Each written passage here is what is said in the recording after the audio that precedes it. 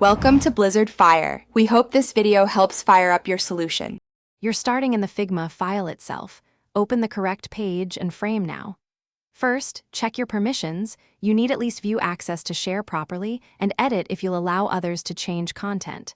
Then click the Share button in the top right. This reveals access options. Once visible, choose the appropriate access level.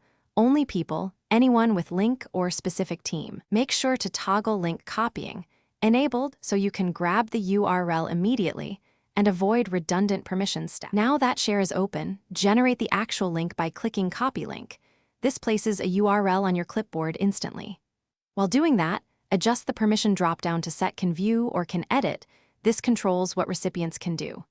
If you're sharing a prototype, switch to the Prototype tab and enable the prototype link so interactions carry over.